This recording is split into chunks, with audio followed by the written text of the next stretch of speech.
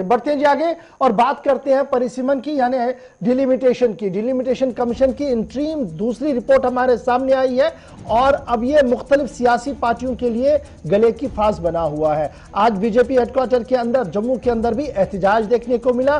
National conference ने जम्मू के, श्रीनगर के बाद जम्मू के अंदर आज अपनी बैठक बुलाई और अब सबकी नजरें पीएचडी पर भी है क्योंकि उनका भी इजलास बुलाया गया है। ताहम इंट्रीम रिपोर्ट जो सौंपी गई है, क्या यह फाइनल रिपोर्ट है या कुछ और भी इसमें हो सकता है, अभी सबकी नजरें डिलिमिटेशन कमीशन पर है। इस पर जरा गुफ्तगू करेंगे। हमारे साथ जम्मू कश्मीर के साबिक वजीर आला, नेशनल कांग्रेस कमेटी के सीनियर लीडर और लीडर ऑफ द पार्लियामेंट भी रह चुके हैं, गुलाम नबी आजाद साहब इस वक्त मेरे साथ ज्वाइन कर चुके हैं। बहुत बहुत शुक्रिया गुलाम नबी आजाद साहब ज्वाइन करने के लिए और वक्त निकालने के लिए हमारे व्यूअर्स के लिए, ताकि वो समझ सके कि क्या कुछ चल रहा है। इस बीच आपकी आवाज क्या कुछ कह रही है।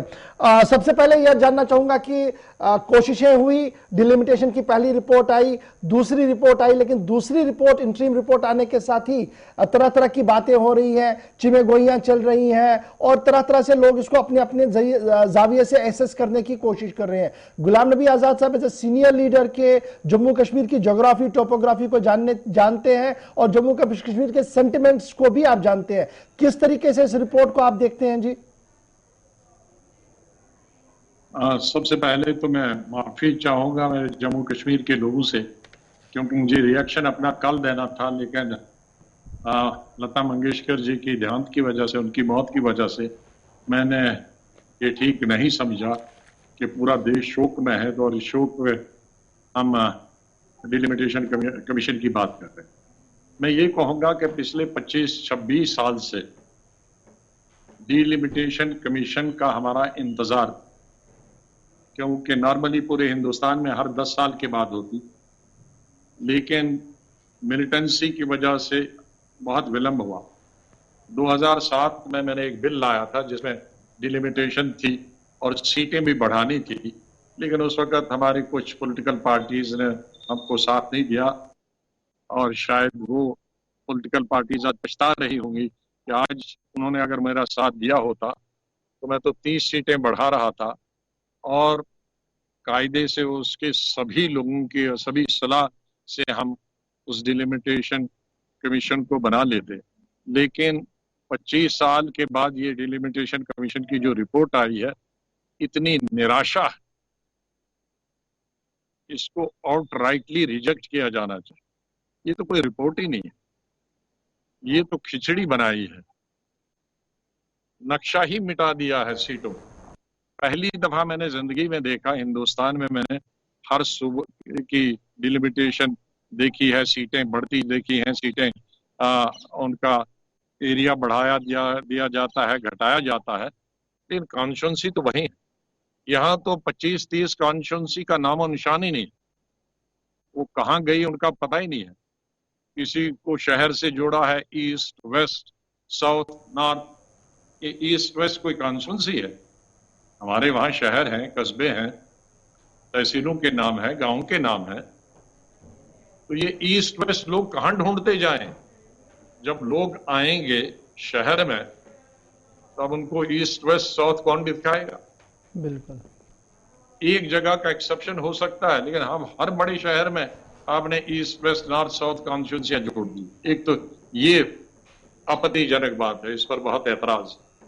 दूसरा, इस तरह से जैसे कोई अनाड़ी दर्जी हो, वैसे कपड़ा काटा वैसे इन्होंने, और किसी का पांव हटाकर दूसरे का सर जोड़ा है और किसी का सर जोड़कर पांव में लगाया है और वहां बाजू लगा दिया है।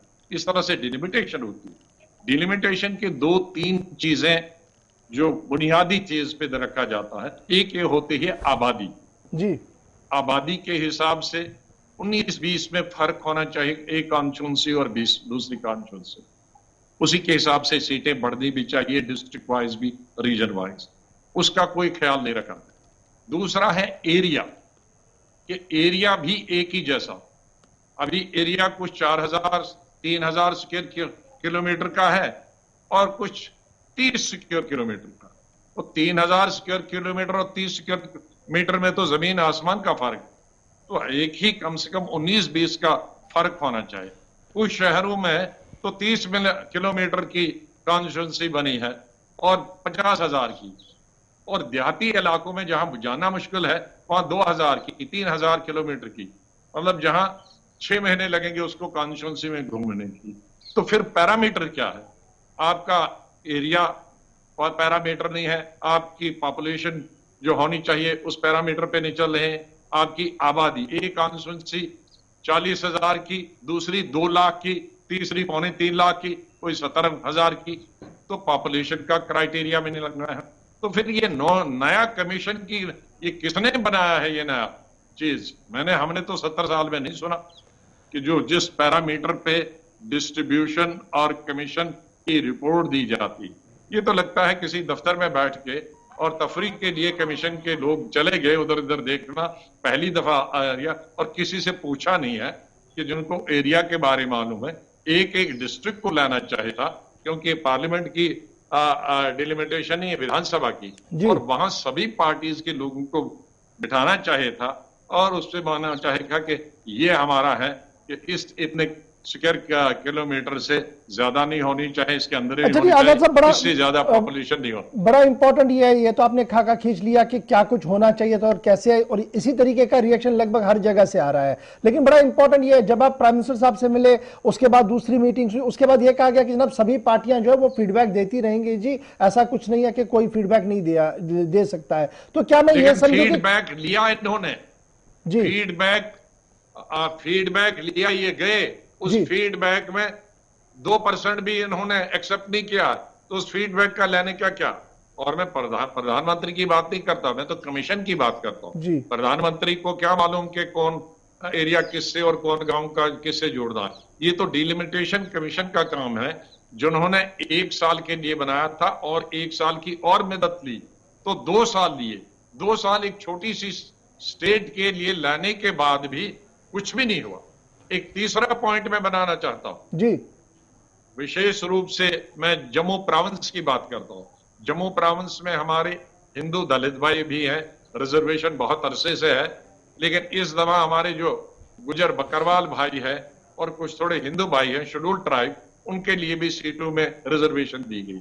हालांकि सीटें इतने एमएलए जितनी इनको रिजर्वेशन दी, इतने एमएलए तो डिसॉल्व हुई विधानसभा, उतने एमएलए उसमें ऑलरेडी थे। लेकिन आप अगर देखेंगे कि जम्मू प्रोविंस में अगर एससी की सीटें रिजर्व की हैं तो 4-5 एक ही लाइन में की है। अगर आप रजौरी पुंछ में एसटी की गुजर भाइयों के लिए जो सीटें दी हैं तो एक ही लाइन में वहां भी 5 सीटें दी हैं। तो एक लाइन में 5 सीटें देते हैं, इसको तो मिक्स किया जाना चाहिए था। ये एससी और एसटी की सीटें हैं, इनका रैशनलाइज करना चाहिए था। एसटी की जो है गुजर बकरवाल की, इनकी सीटें कश्मीर वैली और जम्मू के बीच में रैशनलाइज की जानी चाहिए थी, कुछ उधर बांटनी चाहिए थी, कुछ इधर बांटनी चाहिए थी। और एसटी की सीटें भी जम्मू प्रोविंस में खाली रजौरी पुंछ में ही नहीं देनी चाहिए, वो दूसरे डिस्ट्रिक्टों में भी, दूसरे रीजन में भी गुजर एससी एसटी पॉपुलेशन है। एक तो सब एरियाज को, रीजन्स को रिजर्वेशन मिलती, और जो नॉन एसटी जो है दूसरे, जहां सबके सभी एसटी, वहां नॉन एसटी, जैसे मैं पुंछ की मिसाल दूंगा, 3 ही सीटें हैं, 3 एसटी है, वो 2 एक आध और किसी डिस्ट्रिक्ट में देते हैं। आजाद साहब, जिस तरीके से कमीशन अब सामने अपनी रिपोर्ट रख चुका है, रैशनल नहीं है इसका। ठीक है जी, इसमें क्या होगा कि एक सोशल बैलेंस जम्मू प्रोविंस में खत्म हो गया, बिल्कुल नॉन मुस्लिम्स के बीच में भी और मुस्लिम के बीच में। अब मुस्लिम के बीच में गुजर बकरवाल और नॉन गुजर बकरवाल के बीच में लड़ाई लगेगी, एससी के बीच में जो स्वर्ण हमारे हिंदू भाई हैं उनके बीच में, और एससी के बीच में लड़ाई, क्योंकि आपने एक कतार में, एक लाइन में, ये एक इधर होना चाहिए कि उधर होना चाहिए था, दूसरा उधर होना चाहिए था, ताकि सब लोग एकोमोडेट हो। No application mind has been there. अच्छा जी, दिमाग लगाया नहीं है। आजाद साहब, अब इसमें हल क्या हो सकता है? क्या कमीशन, आप कह रहे हैं कि पहली रिकमेंडेशन भी नहीं मानी, चाहे इसको 3 महीने और लें जी। आसमान मैं भी सबसे आगे था इसमें, और बाकी पार्टियां भी, कि जल्दी करना चाहे इलेक्शन, लेकिन जल्दी का मतलब नहीं है कि सत्यानाश हो जाए। डिलिमिटेशन का मतलब था, मैंने जैसे पहले कहा कि 25 साल हमने इंतजार किया, तो 25 साल के बाद तो अच्छा रिजल्ट होना चाहिए था। इससे पहले तो हम डिलिमिटेशन के बगैर ही अच्छे थे। अच्छा जी आजाद साहब, एक चीज ये जो लोकसभा सीट्स पर भी जो साउथ कश्मीर को पुंछ राजौरी के साथ जोड़ा गया, आपको लगता है कि ये फिजिबल है, वायबल है, ये चल सकता है, ग्राउंड पर ये एग्जिस्ट हो सकता है अगर इसको भी लिया जाए? देखो, उसमें भी एक खतरा है। समर में तो रोड है, मुगल रोड जी, जो लीडर है वो आ जा सकता है, लेकिन विंटर के 6 महीनों में मुगल वो रोड बंद रहेगी, तो एमपी को एक दिन लगेगा अनंतनाग से जम्मू आने में और दूसरे दिन लगेगा जम्मू से राजौरी जाने में। और अगर एमपी से मिलना है, वो अगर अनंतनाग का होगा, तो राजौरी पुंछ के लोगों को 2 दिन लगेंगे एमपी का घर ढूंढने का।